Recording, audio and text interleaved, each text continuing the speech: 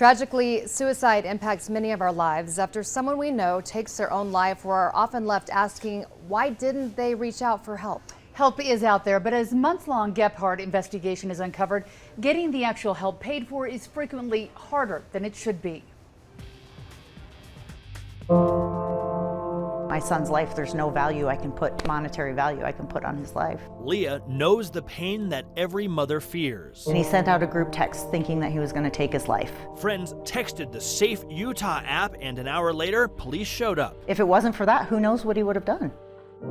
After years of issues, this time his doctor prescribed residential treatment. Check him in at a home and leave him there for as long as it takes.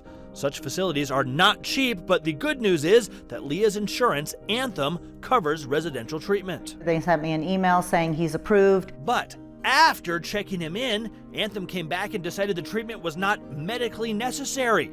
With insurance refusing to pay, Leah made the financially crushing decision to let her son stay and finish treatment. 85 days in all, and $88,000 of her own money.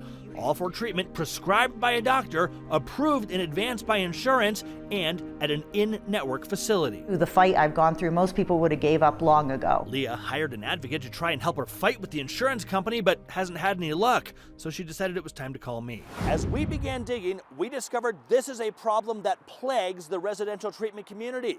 We contacted 7 which specialize in adolescents, and each echoed the same complaint. It is always a fight to get insurance to pay. Most would only speak to us on the condition of anonymity, afraid that insurance companies might actually make it tougher on them and their patients. In fact, of all the facilities we called, only one agreed to let me in. Heather Black is the insurance coordinator at Sunrise Residential Treatment in St. George. It is her entire full-time job to fight with insurance companies to get them to pay for treatment. I literally just had a family yesterday. I was notified that we had 192 days overturned for one of our families, which was awesome, like a full coverage. The other thing, though, if I might say so, is that they graduated in 2017.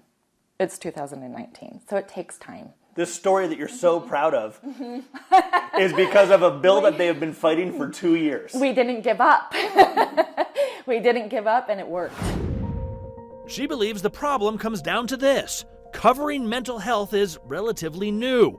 When there's a broken arm, insurance companies know there's going to be an x-ray. Kidney failure means there's going to be blood tests. But there is no test that can prove somebody is suicidal. Well, why is she here? Because she feels sad? Well, we're not going to cover that. It's a win. According to the U.S. Department of Labor, in 2016, they investigated 347 complaints from folks upset that insurance wasn't paying for residential treatment. A mere 26% of the time, they ruled in favor of the patient.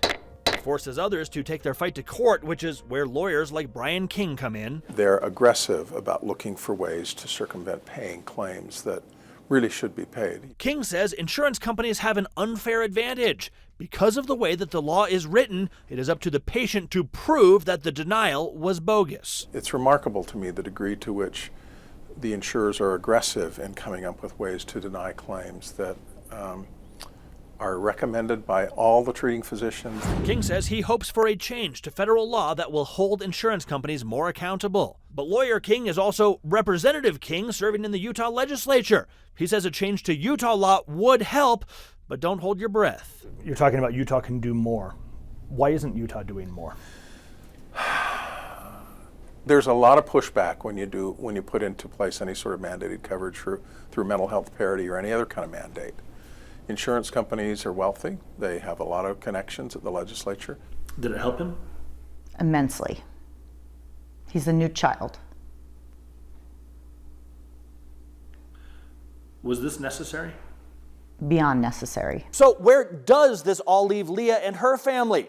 We reached out to Anthem on their behalf to ask about all of this. A spokesperson told us they follow clinical guidelines when deciding which claims to pay and which ones to deny. Anthem did pay a portion of the bill before our calls. They have since settled with the facility, paying some more. In Salt Lake City, Get Gephardt, 2 News.